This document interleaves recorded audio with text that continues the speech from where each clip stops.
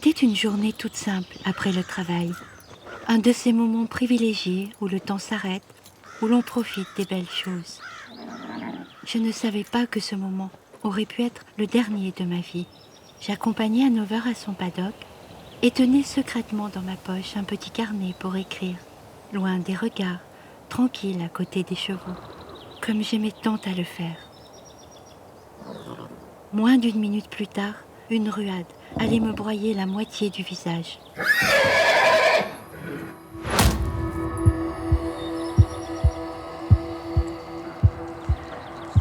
Bonjour madame, est-ce que vous m'entendez? Madame, bonjour, est-ce que vous m'entendez? 95. Allez, vous inquiétez pas, on va s'occuper de vous.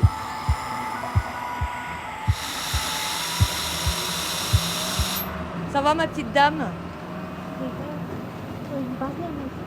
Vous voulez que je parle à votre fille? Et pourquoi? Mais si, vous allez la voir. On vous a pris en charge. Là, il y a l'équipe médicale qui est avec nous. On va vous emmener à l'hôpital. Hein, et vont vous occuper de vous, vont vous soigner, d'accord? Oui, je lui dirai. Mais vous inquiétez pas, il n'y aura pas besoin. Vous la reverrez, votre fille. D'accord? Je ne comprenais rien, ne ressentais aucune douleur, juste la sensation terrifiante de partir, sans avoir la force d'avoir peur. Une mort volée, une mort trahison. Le chirurgien m'annonça les dégâts considérables et mon œil perdu. Cela importait si peu, en comparaison de la seule question que je lui posais. Est-ce que je vais vivre? Il m'avait répondu simplement, on va se battre. Ces derniers mots s'ancraient dans ma tête, s'imprégnaient de toute leur force. Alors, je partis avec eux au bloc en guerrière, pour dire encore à ceux que j'aime que je les aime. C'était une obsession d'une incroyable puissance, un désir violent qui occultait tout le reste, vivre.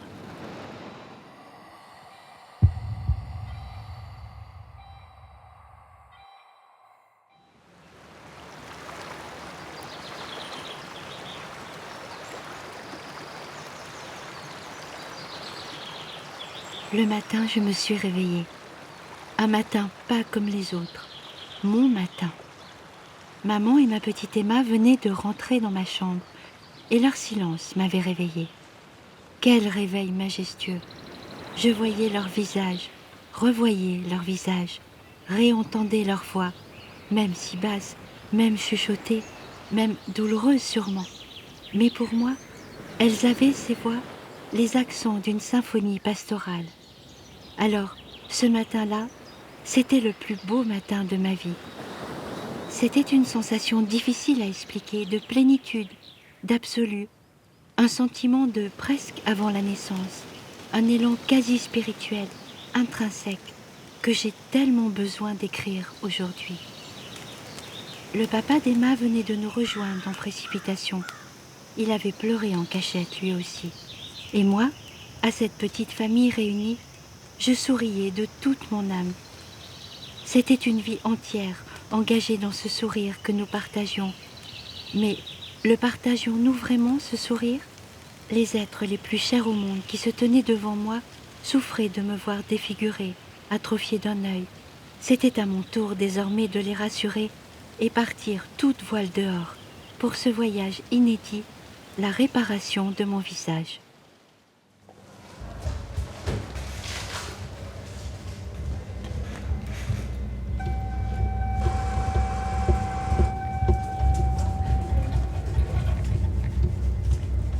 C'est un voyage, oui c'est un voyage, c'est le bon mot. C'est un voyage avec plusieurs étapes, avec des excursions qui vont être plus faciles que d'autres. Des fois on va aller à la plage et des fois il va falloir monter la montagne, donc des fois ça va être plus calme et puis des fois ça va être un peu plus tumultueux. Mais c'est important qu'on soit tous conscients qu'on est dans un voyage. Qu'il n'y ait pas que nous qui ayons conscience que le voyage va être long, que le patient l'ait tout de suite compris. Ça change complètement l'adhésion aux soins, sur du gros traumatisme. On sait qu'il risque d'y avoir plusieurs interventions. On sait que la première fois, ça ne sera pas forcément la perfection. Ce qu'on fait dans un climat d'urgence, au milieu de la nuit, sur un gros traumatisme facial ou autre, c'est bien, c'est important, c'est le premier temps, mais il y aura forcément d'autres temps derrière. Et il faut tout de suite préparer le patient au fait qu'il y aura d'autres temps. D'accord. Allez, parfait. Bonne soirée. Lorsque le chirurgien et son interne étaient revenus me voir, après la nuit d'opération, je les aurais embrassés. En fait, je me sentais si complice déjà, comme si on se connaissait depuis longtemps. On allait avancer ensemble et je voulais comprendre leur travail.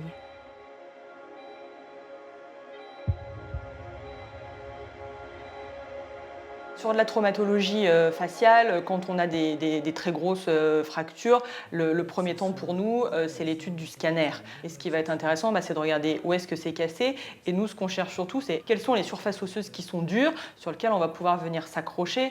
Parce qu'en traumatologie faciale, on va mettre des plaques, des grilles pour construire certaines choses, mais il va falloir qu'on vienne s'ancrer sur du dur. Un peu comme quand on construit une maison, on va chercher les fondations, et puis après, on va monter la maison. On va avoir une démarche analytique.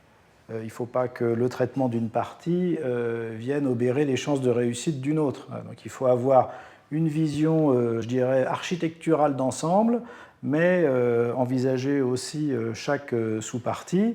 Et puis, une fois qu'on a bien réfléchi sur les images, eh bien, on va pouvoir vraiment affiner une vraie stratégie. J'aimerais ces mots, architecture, stratégie, fondation d'une nouvelle maison, tout un édifice précieux dans lequel notre confiance reviendrait s'abriter à petits pas.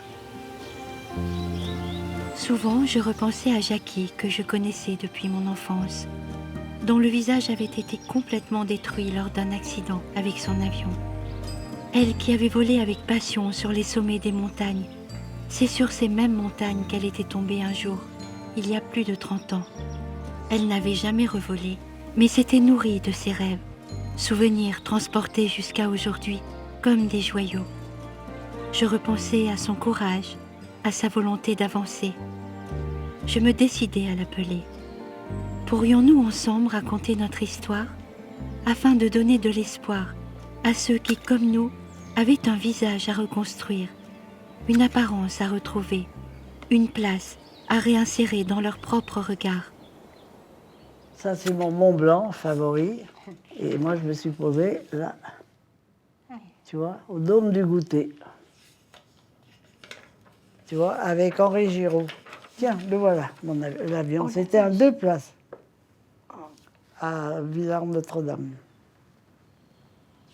L'accident, c'est un hasard, mais moi, je ne me rappelle de rien. C'est le noir complet. Après, je me suis réveillée à l'hôpital, moi.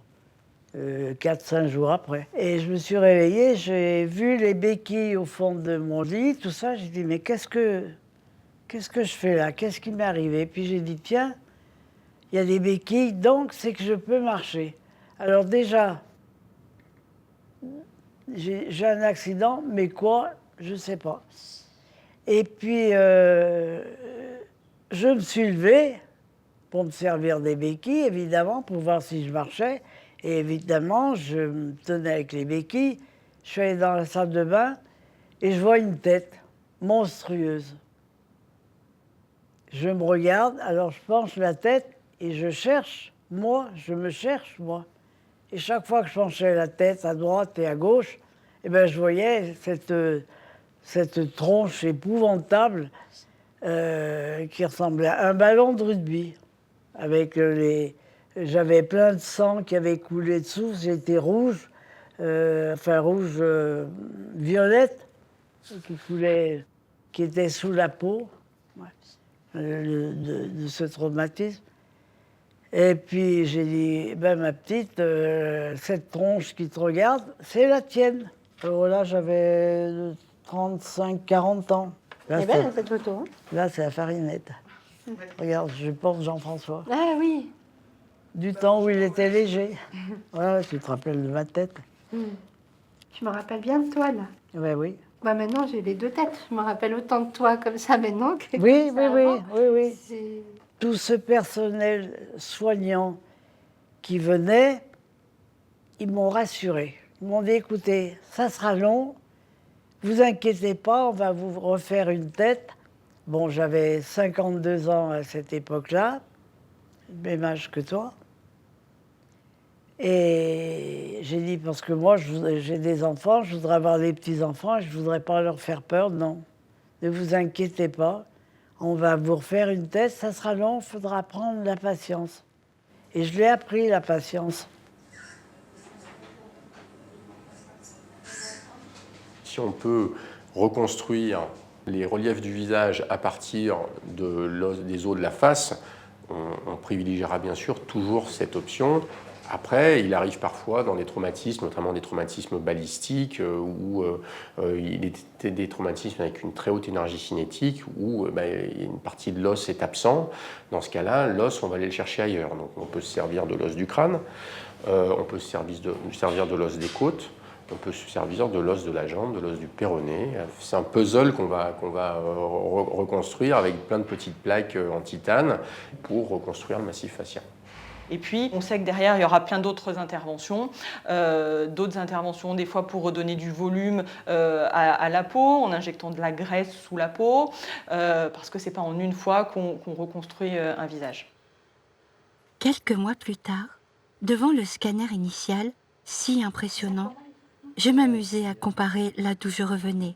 Je regardais avec une distance étonnante ce cliché, comme si c'était un modèle que le chirurgien me présentait pour un cours passionnant de médecine. Je trouvais même cela presque grisant. Arriver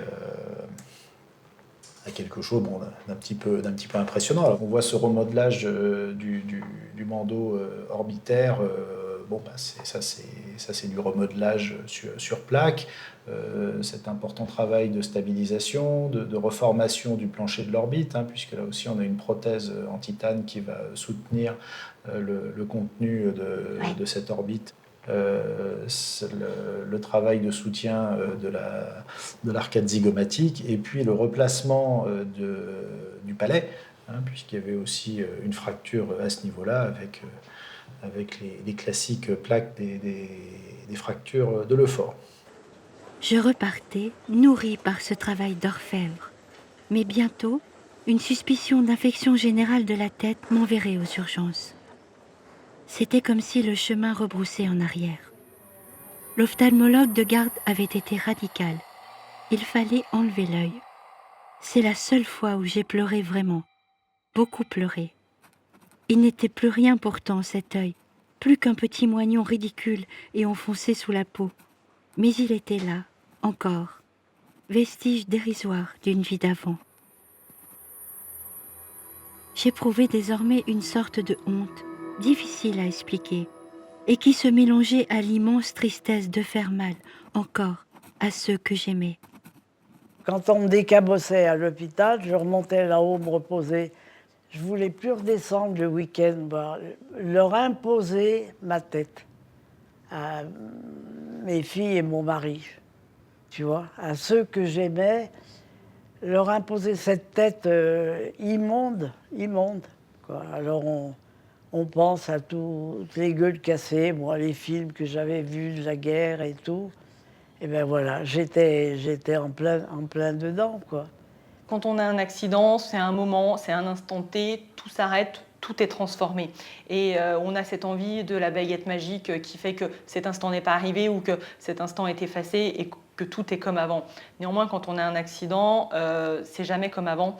Il y a des choses qui sont différentes, on a une perception de beaucoup de choses qui est différente et forcément on va avoir une perception de son corps qui va être différente parce qu'il n'est pas comme avant. Le corps humain vit et cicatrise à son rythme et il va falloir se servir des grandes phases des grands cycles de biologie au sens large du terme pour se mettre en conditions les plus favorables pour réintervenir. Il ne faut pas être trop pressé en effet. Si on va trop vite, si on opère en pleine inflammation, on rajoute un stress pas possible et on aura des suites opératoires mauvaises. Le temps est notre ami. Quand on parle de cicatrisation de la peau, d'aspect de la peau, de cicatrices et autres, on sait que le temps va nous aider. Dans ce temps un peu trop long, presque 3 années d'opération, d'attente, de peur aussi quelquefois, je recherchais des moments magiques, suspendus comme hors du temps. Des instants infiniment précieux, partageant avec ma petite Emma notre amour des chevaux. Cet animal somptueux d'intelligence et de délicatesse. Jamais je n'avais éprouvé envers eux la moindre crainte, bien au contraire. Je savais combien leur douceur est une intarissable source d'apaisement. combien ils sont capables de percevoir nos fragilités, nos doutes, nos joies. Combien ils ressentent nos silences intérieurs et savent reconstruire en nous la lumière. Et puis un jour, au hasard d'une émission, je découvris l'histoire de Ninon. Ninon, passionné de chevaux comme moi, et qui, comme moi, avait reçu un coup de sabot en plein visage. 1 centimètre d'écart, à peine. Et Ninon, elle, avait perdu ses 2 yeux. Tu regardes bien. Salut. Oh, t'es là. Tiens, mon kiki. Elle est dans la voiture, j'ai laissé.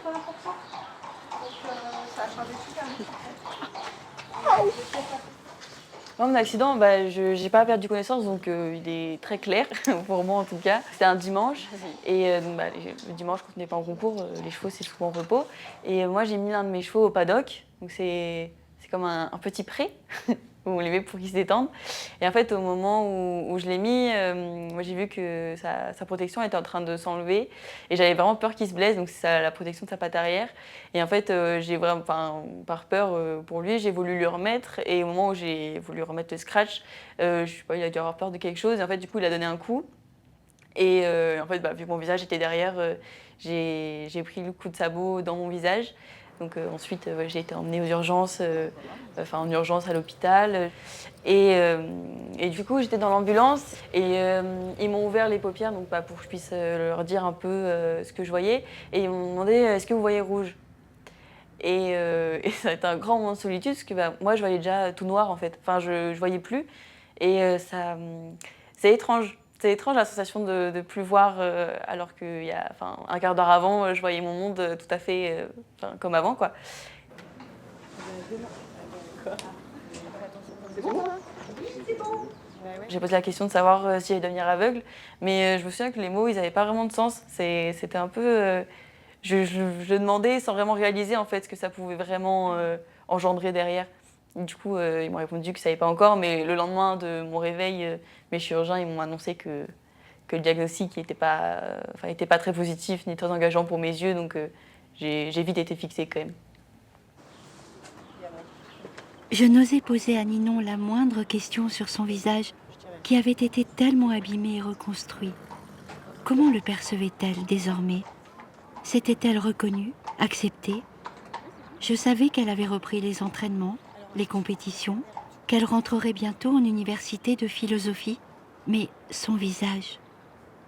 Devant sa grâce, sa sensibilité, son enthousiasme, ces mots-là se taisaient. C'est elle-même qui m'emmènera sur ce chemin. Sur le coup, le fait d'avoir perdu la vue, ça cache un peu tout. Enfin voilà, ça prend toute la place parce que on dit handicapé, on devient aveugle, c'est énorme et ça prend de la place. Et c'est vrai que les fractures au visage, en tout cas pour moi, c'était un peu secondaire dans un premier temps. Et quand je m'en suis rendu compte, donc c'était après ma première opération maxillofaciale, ça a été un autre coup de massue. Ça a été, je pense, sur le long terme, au moins aussi dur en fait que d'avoir perdu la vue. Et c'est vrai que j'ai été très bien accompagnée, mais après, se reconstruire... déjà, mon chirurgien maxillo m'a reconstruit mon visage littéralement. Il m'a refait un nez, il m'a resserré les yeux. Ça a été assez fou. Et là, je sors de la deuxième, donc, qui était prévue depuis 1 an. Et c'est vrai que pareil, c'est encore... il m'a encore refait mon nez encore mieux qu'avant. Alors que j'avais presque plus de nez, je pense, après mon accident. Donc c'est vrai que c'est assez fou. Et ça, je pense que j'en serais éternellement reconnaissante. Pardon ? Oh, mon cœur.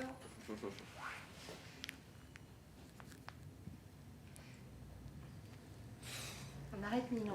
Non, ça va. Non, mais je voulais pas vous faire pleurer, moi, vraiment. Les gens ne se rendent pas compte que c'est d'avoir un visage détruit, en fait.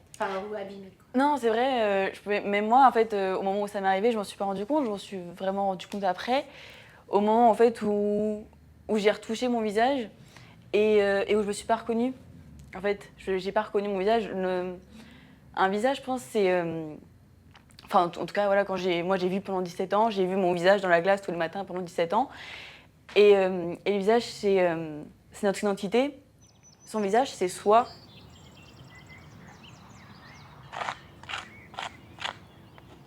Quand l'anesthésiste m'endormait, je me disais, ah, demain, je vais retrouver ma tête. Alors que je savais pertinemment que c'était fini.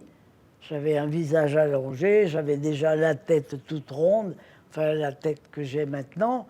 Mais dans ma tête, à chaque opération, je me disais, quand il me disait, je vous endors, eh bien, je me disais, demain, je vais me réveiller, j'aurai ma tête d'avant.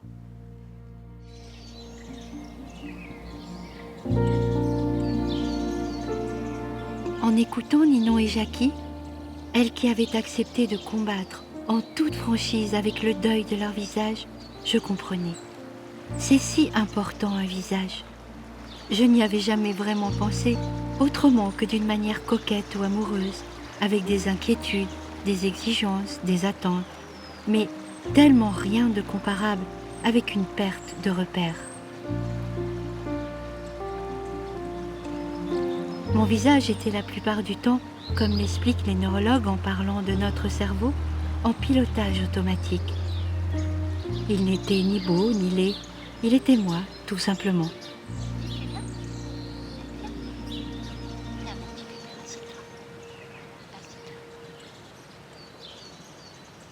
L'accident avait tout bouleversé. Il fallait réapprivoiser une nouvelle image, un nouveau rapport aux autres. Dans notre vie de relation, le visage, c'est extrêmement premier. Premier. En fonction du caractère avenant ou pas, ça va décider toute la tonalité de la relation. Et finalement, c'est ce qu'on renvoie aux autres, hein, et je dirais peu importe finalement l'âge ou d'éventuelles anomalies, mais c'est surtout la façon dont on peut créer le lien ou la relation avec la personne qui est en face de vous et qui est liée directement à l'expressivité du visage et la façon dont on peut créer une mimique au niveau de son visage, un sourire, je vous dis, ou une décommissure qui tombe. On est tous pétris par nos préjugés. Quand on va arriver et puis qu'on voit quelqu'un qui est tout cabossé, on ne sera pas dans la même disposition que de voir quelqu'un qui est très beau.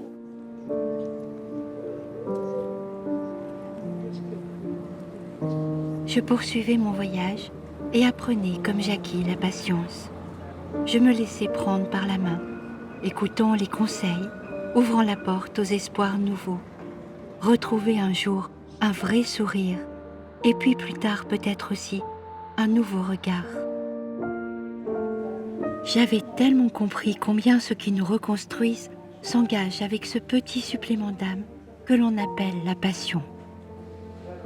C'est ainsi que j'abordais des heures et des heures de soins difficiles avec ce dentiste magicien qui m'avait dit « Viens, on va tricher. Je vais te faire des dents très blanches et redresser ta mâchoire de travers en modifiant la taille de tes dents. Les gens seront attirés par ton sourire. » Mets-toi là, Caro, viens ici. Voilà, donc tu mets les deux mains là. Et tu viendras serrer les dents dessus. Il y a deux petites targettes, tu les as connues tout à l'heure, voilà. Avance les pieds vers moi, c'est tes mains qui te tiennent. D'accord. Je vais remonter un peu la machine. Il faudra bien poser le menton dessus. Non, il faut me garder les dents dans les encoches. Super, c'est bon. En haut et en bas, tu les as trouvés? Super. Ça, c'est pour centrer le visage. Tu vas me laisser légèrement les épaules. Et on va pouvoir, tranquillement, ça va durer une vingtaine de secondes.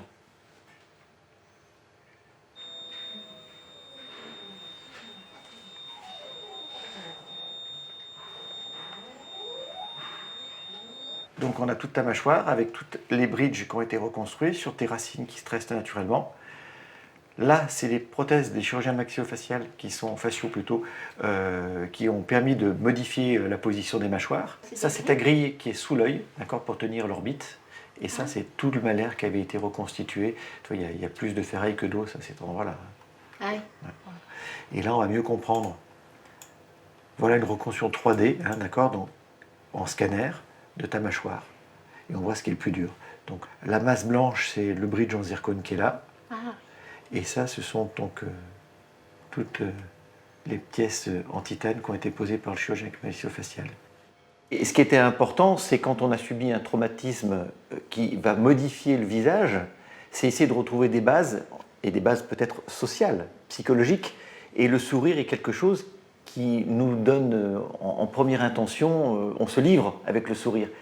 Et donc quand je t'ai vu, le principal c'était de changer le regard des gens, au lieu de se fixer peut-être sur une partie du visage qu'on ne veut plus vraiment montrer, en remettant une ligne du sourire qui est bien droite, tout d'un coup on redonnait la possibilité aux gens de te regarder toujours de la même façon, mais un tout petit peu différent quand même, puisque les yeux pouvaient se porter plus sur ta bouche. Et suite à l'accident, il y avait eu un déplacement donc des maxillaires, et le chirurgien, en replaçant tout cela, n'avait pas remis forcément les dents en alignement par rapport à la ligne bipulaire, qui est celle qui est importante pour le sourire.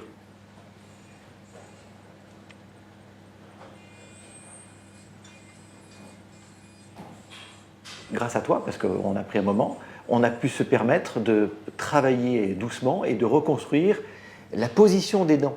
Si on remet des dents un peu plus inclinées, si on remet des dents un peu plus en avant, si on les fait un peu plus longues, ça va donner une autre personnalité. Et pour moi, la complexité de tout cela, c'est d'arriver à retrouver la vraie, en tout cas la meilleure des personnalités de notre patient, pour lui mettre les dents qui vont lui correspondre. Le sourire, c'est quelque chose qui, bien sûr, c'est social, hein, mais aussi psychologique. C'est quand on veut livrer ses émotions, on va vouloir montrer ses dents ou les cacher en fonction des émotions qu'on veut donner. Et aujourd'hui, c'est vrai que ce qui te caractérise, c'est vraiment ce sourire systématique que tu offres. Voilà. Et ça, je trouve, c'est ta plus belle réussite, et peut-être notre plus belle réussite, puisque ça t'a permis de te reconstruire là-dessus.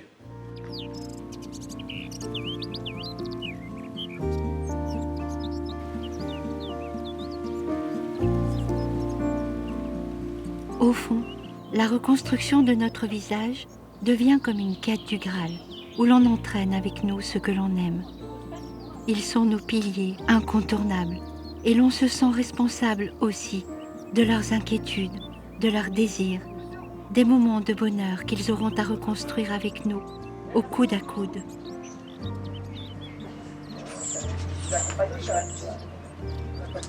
Quand on perd la vue, quand on a un trauma au visage ou quand on a un accident de manière générale, ça touche tout le monde. Moi, c'est vrai que mes proches, ils l'ont vécu avec moi. Ils ont su justement avancer en même temps que moi et pas me freiner ou me dire... Parce que je pense que quand c'est son enfant, on a envie de le protéger. Et moi, ils ont su vraiment m'accompagner. Ma grande sœur, elle est vraiment incroyable. Elle a toujours su trouver le juste milieu entre m'aider quand j'en avais besoin et sans jamais être trop présente ou trop sur mon dos. Ou pareil pour mes amis. Et je pense que c'est un peu un tout qui fait que ça nous donne encore plus envie d'avancer et encore plus envie de profiter de la vie et de s'adapter et de se dire que ça va aller, qu'il y a des jours meilleurs qui nous attendent et qu'en attendant, faut gravir la côte.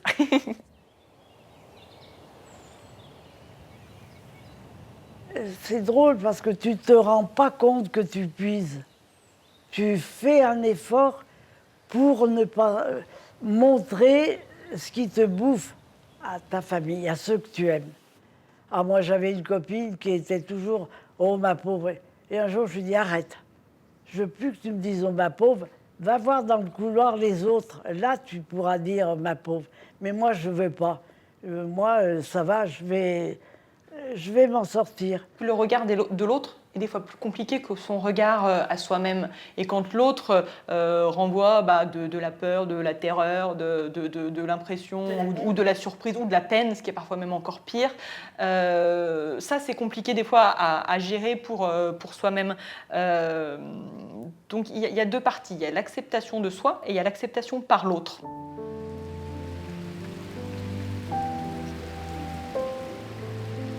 J'avais quitté mon amoureux, ne supportant plus ces « tu es belle », reçus désormais comme des insultes.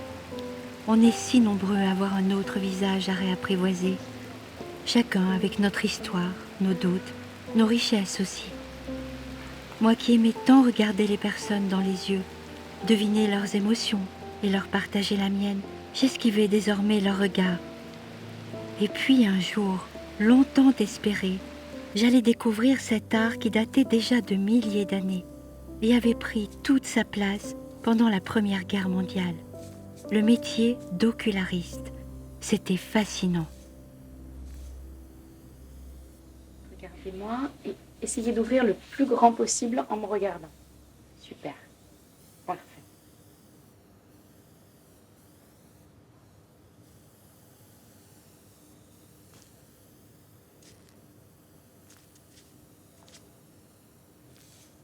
La prothèse oculaire, c'est souvent la dernière étape.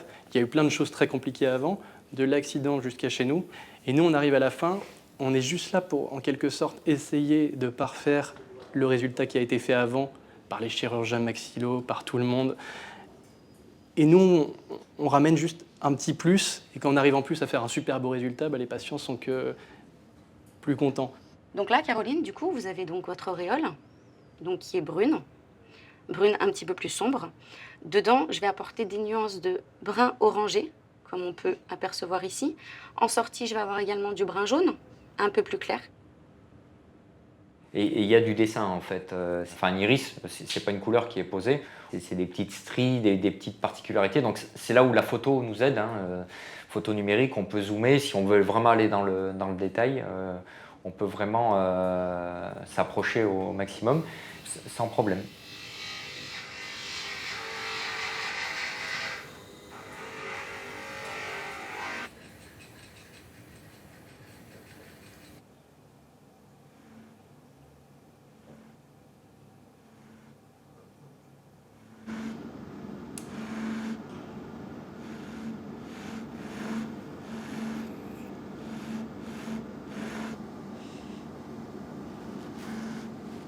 Et voilà Caroline, prothèse toute propre. Je vais aller voir ce que ça faisait, c'est pour ça. Je peux m'en empêcher. Allez, voilà, vous détendez bien. Je regarde quelque part. En bas, s'il vous plaît. Voilà, en l'air. J'ai même épargné le mascara. Alors, j'appuie un tout petit peu pour chasser la petite bulle d'air. Voilà. Impeccable, toute brillante. C'est très bien. J'avais jamais remarqué qu'on avait, comme vous m'aviez expliqué, qu'on avait autant de couleurs dans un œil. Moi qui disais, bon, j'ai des yeux marrons basiques. On apprend presque à découvrir la couleur de ses yeux. Tout à fait. Parce que moi, quand je vous disais mon visage, bon, voilà, je n'aime pas spécialement, je m'en fous en fait, j'ai passé l'âge. Par contre, j'aimais beaucoup mon regard. Et c'est vrai que quand je l'avais perdu, c'était un peu compliqué. Ouais. Et moi, souvent, on... Non, ça va, c'est bien. Et en fait, enfin, je sais pas comment vous dire. Du coup, avec votre travail, c'est magnifique, en fait, c'est qu'on découvre plein de choses, même dans son propre regard. Là, par contre, il faut que je trouve une prothèse qui rougisse en même temps que votre prothèse. Là, vous, ça y est, là, paf. Ah ouais. Bah, ça aussi, voilà. Sérieusement, on découvre des nouvelles couleurs et tout. Et moi qui suis très attachée à la nature, je me dis, mais qu'est-ce qu'elle est belle en fait, la nature. Bon, Caroline. À bientôt. C'est fini pour aujourd'hui. Ouais. Donc on se revoit dans 6 mois. J'insiste bien. Voilà, je vous laisse voir. Ouais. C'est du beau travail. Hein. Merci. Comme merci, je reviens merci. de loin, il était tout petit, mon œil, vous vous rappelez, c'était horrible. Je parle même pas de la personne qui m'avait dit un réalisateur c'est mieux avec 2 yeux qu'avec un. Non, on n'en parlera pas. Mais non, c'est très joli. Bravo. Je suis revenue ce jour-là avec un regard apaisé. Je n'avais plus honte. Sur ce chemin passionnant de reconstruction, je ne pouvais m'empêcher de penser à ces pionniers de la guerre de 14-18 qui réparaient les visages de ceux que l'on nommerait plus tard les gueules cassées. J'avais lu les lettres de ces soldats donnés en pâture au combat, et l'une d'elles transperçait le présent. Sylvanie, mon âme adorée, je préfère ne pas t'en parler encore. Mon visage est en lambeaux. Mon visage n'est plus qu'une vaste plaie. Suis-je seulement en vie? Et qu'y a-t-il derrière ces bandages ensanglantés? Est-ce moi? Ma petite Sylvanie, je me suis vue aujourd'hui et je ne me suis pas reconnu. L'éclat d'obus qui m'a défiguré n'a pas arraché seulement la peau de mon visage, il a arraché mon identité. Face à nous tous, comme un indéfectible lien, il y a les incroyables innovations médicales, ces prouesses scientifiques imaginées par ceux qui luttaient contre la folie de la guerre. Chirurgiens, stomatos, dentistes avaient inventé des techniques révolutionnaires comme les greffes cutanées, les greffes de cartilage, les greffes d'os, les prothèses provisoires puis définitives fabriquées à partir de moulages, les nouvelles techniques d'autoplastie, de fabrication d'œils artificiels. Chaque jour, il s'était battu pour que les malheureux défigurés puissent retrouver peu à peu un visage plus humain.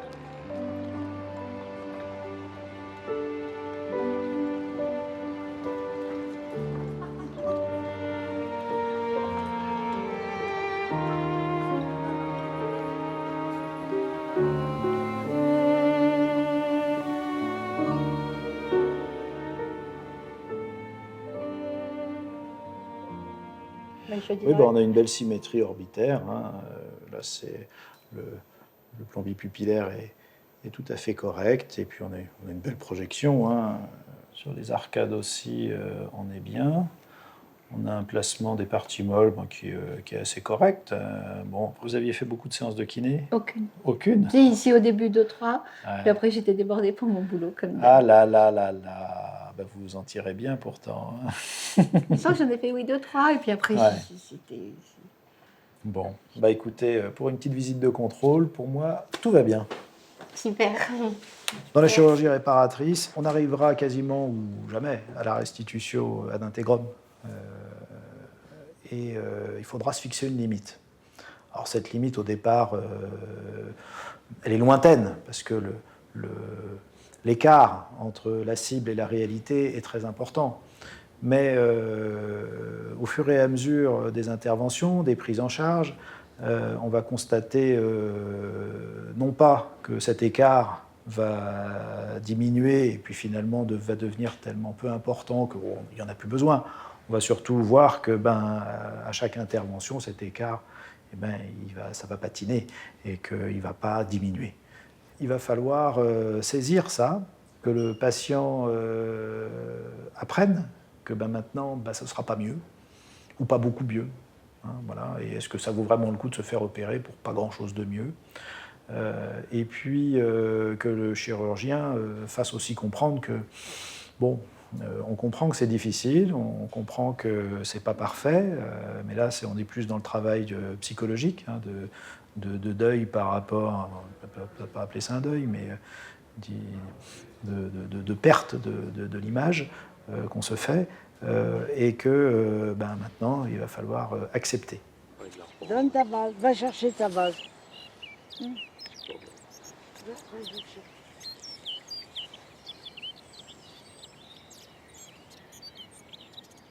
Ma sœur m'avait dit un jour, je vais venir avec maman te voir. J'ai dit non, je ne veux pas que maman me voie comme ça. Alors je lui ai écrit une grande lettre, j'ai dit ma petite maman, écoute, en ce moment je ne suis pas terrible, mais on se charge de me décabosser et dès que ça ira mieux, eh bien c'est moi qui viendrai te voir à Lyon.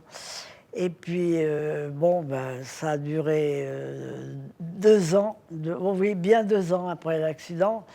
Et puis, mes sœurs m'ont dit, va voir maman parce qu'elle est impatiente de te voir. Alors, j'ai dit, mais il faut déjà la préparer parce que on ne peut pas perturber les gens âgés comme ça d'un coup. Et alors, donc, elle l'avait bien. Et quand maman a ouvert la porte, tout de suite, mais ma chérie, je t'aurais reconnue. Et ce mensonge merveilleux qu'elle me disait, non, elle ne m'aurait pas reconnue, ma pauvre mère, ça c'est sûr et certain.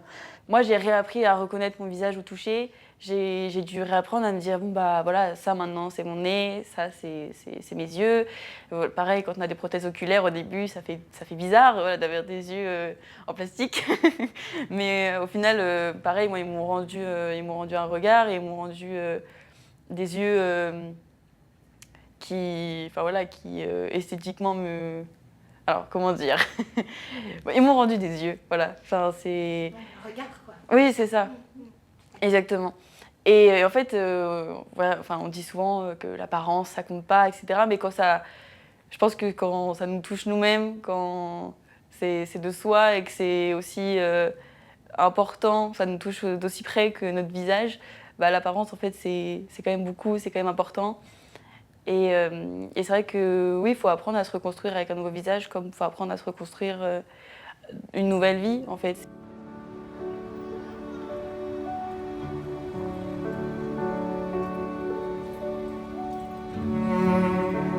Oui, Ninon, on irait toujours la découvrir, cette nouvelle vie, partout où elle s'offrirait.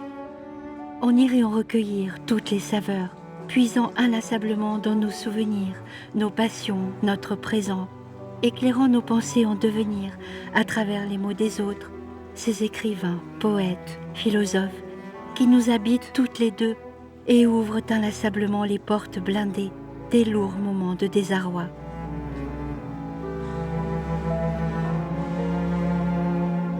Comme toi, ces penseurs sont mes amis depuis toute petite, et leurs histoires, leurs questionnements, leurs coups de cœur, leurs folies quelquefois, m'ont aidé dès le premier jour. Ils sont les gardiens de ce pont magnifique que tu continues de construire entre ton handicap et la vraie vie, celle que tu as choisie, celle qui te porte aujourd'hui avec tellement de sens. Ma vision de mon sport, elle n'a pas changé, que ce soit avant ou après mon accident. Mon sport, c'est tout. C'est même pas que ça participe à ma construction, ça a toujours fait partie de moi, je pense. On construit vraiment une relation avec un cheval. Enfin, l'expression faire un couple, elle vient pas de nulle part. C'est vraiment incroyable parce que voilà, ils nous donnent énormément. Mais ils arrivent à avoir leur caractère et on apprend à les aimer, ils apprennent à nous aimer et on travaille vraiment ensemble vers un but. Et quand on réussit avec, enfin, moi je trouve ça assez fou en fait, la manière dont vraiment on arrive à fusionner avec un autre être vivant comme ça.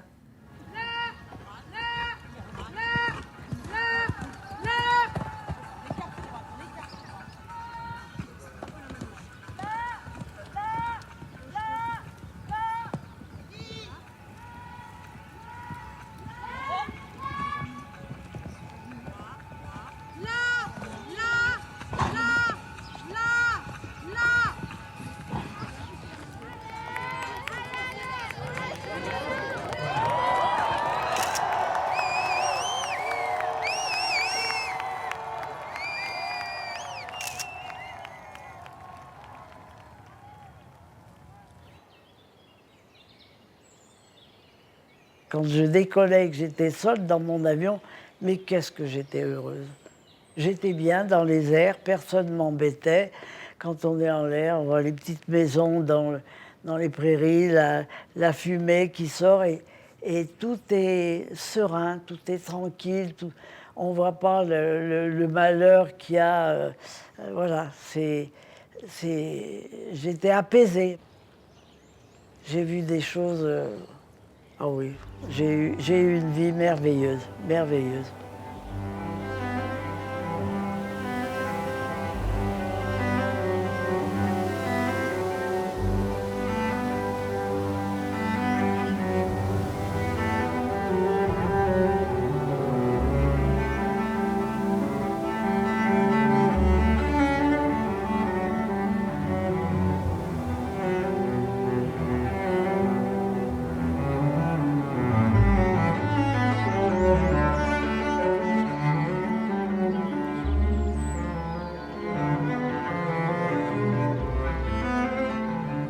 J'ai connu Jean-François, j'ai été très heureuse. Et puis des fois on me dit, et si tu avais une autre vie à choisir, j'ai dit non, je referais la même parce que finalement elle m'a plu cette vie. Mes parents et ma sœur, ça a bouleversé leur vie autant que la mienne en fait. Enfin, voilà, je me suis dit bon, maintenant il faut tenir pour eux, faut avancer, il fallait que tout le monde avance. Et pour ça, celle qui donnerait la marche à suivre, ce serait moi.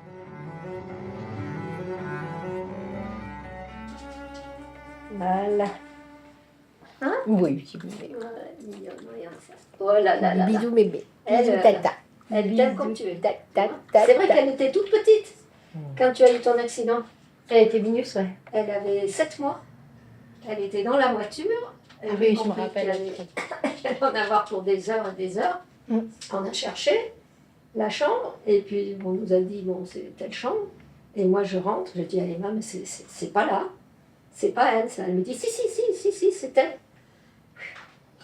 Alors, on t'a vu comme une poupée, là, tout en turbanée, c'est le cas de dire. Elle me disait, mais elle a une chance sur 10. Hein. Elle ne va pas survivre. C'est pas possible, un truc pareil. Pour vous, c'était affreux. Et pour moi, j'ai ouvert les yeux, je vous ai vu. Ah non. Oui, j'ai ouvert le cas de dire. Mais je vous ai vu et je dis, je suis restée en vie. Je te promets, c'est le premier truc que je me suis dit. Quand je vous ai entendu, parce que moi, j'ai dit, elle ne va pas résister parce que c'est pas possible. Attends, mon loulou. Bien, c'est comme ça, elle va me faire. Et moi, c'est un moment de renaissance. Moi, c'est un moment de renaissance. Je dis toujours, c'est ma deuxième vie. Parce qu'en fait, maintenant, tu as bien vu, hein. On se voit plus, on se parle plus. Avec Emma, ça a changé beaucoup de choses. Bon, mon boulot, j'ai toujours bossé beaucoup, donc ça n'a pas changé grand-chose. Mais en fait, je dis toujours que c'est une deuxième vie. Et je te rappelle, ils ne comprenaient pas tous. Même vous disiez, je suis dans le déni et tout. Mais je suis super contente, mais depuis le début, en fait. Mois après mois, année après année, ma reconnaissance infinie avait pris le pas sur les questionnements intérieurs et je n'avais pas voulu me faire accompagner par un psychologue. Peut-être saurais-je un jour que c'était une erreur ou un choix qui avait permis d'autres fondations. Tout de suite à l'hôpital, mon chirurgien m'a dit « Maintenant, il faut que vous alliez voir un psy ». Et je ne voulais pas d'un psy parce que je ne voulais pas pleurer. Et j'ai dit le psy va me faire pleurer parce qu'il va remonter loin et il y a des choses que je n'ai pas envie de dire. Et puis, j'ai une gueule cassée, j'ai changé de tête, mais je le sais. Je n'ai pas besoin qu'un psy vienne me raconter des fariboles. Je n'ai pas besoin. J'avais besoin de moi et ce travail, je l'ai fait toute seule. Et un jour, j'ai rêvé. Quelqu'un me disait à côté de moi, il disait « Alors, dis donc, au fait, tu as des nouvelles de Jacqueline ?» Et j'ai dit « Mais enfin, c'est bien que Jacqueline, tu ne la reverras pas, elle est morte. » Voilà. Eh bien, un psy m'a expliqué, il m'a dit ben, « Vous avez fait le chemin toute seule. » Eh bien, voilà, vous l'avez très bien fait.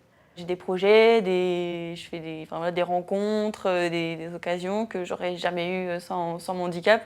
Et en fait, moi, je considère un peu ça comme tirer le maximum de choses positives que je peux avoir de cet accident, du fait d'avoir perdu la vue.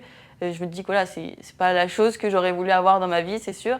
Mais si je peux en tirer le maximum de choses incroyables à vivre et positives pour moi et qui m'apportent de la joie et qui apportent de la joie à ma famille, bah voilà, je pense qu'il faut foncer et ça permet vraiment de vivre des choses que ça me donne d'autres occasions, voilà, d'autres opportunités. Et je pense que c'est un bon médicament de s'en servir.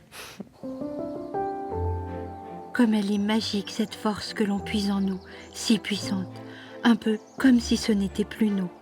Elle m'avait longtemps gênée pourtant, cette force. Je l'avais même trouvée quelquefois indécente. Et puis, un matin, au hasard d'une émission de radio où j'écoutais M. Boris Cyrulnik, ce grand médecin psychiatre qui avait su renaître de l'innommable drame de la Shoah, j'entendis un mot, comme un cri du cœur, résilience. Après un traumatisme, la première réaction, c'est se taire. Et ça coupe la personnalité en deux, mais ça permet de ne pas souffrir dans l'immédiat, mais ça empêche d'affronter le problème. L'autre mauvaise réaction, c'est de se soumettre au malheur passé, de répéter, ruminer. C'est la définition du syndrome psychotraumatique, on est de plus en plus mal. Et la seule bonne adaptation, c'est de chercher à comprendre et à partager. Parce que nous, êtres humains, on peut souffrir deux fois. On peut souffrir une première fois du coup qu'on reçoit dans le réel, on l'a reçu, et on peut souffrir une deuxième fois de la représentation du coup qu'on a reçu dans le réel. Je ne vais pas m'en sortir, pourquoi ça m'est arrivé à moi, pourquoi j'ai été seul, et on aggrave la souffrance. Alors que, quand on fait quelque chose de sa blessure, comprendre, remanier une œuvre d'art, chercher à partager, on ne change pas le coup, le coup, on l'a reçu, mais on change la représentation du coup et on ne souffre qu'une seule fois. Et ça, c'est la définition de la résilience. Donc, on a souffert, mais on n'est pas prisonnier du passé. C'était donc cela, la résilience, une intarissable source d'espoir. Et le grand monsieur qui en parlait venait de rebâtir en moi un océan de possibles.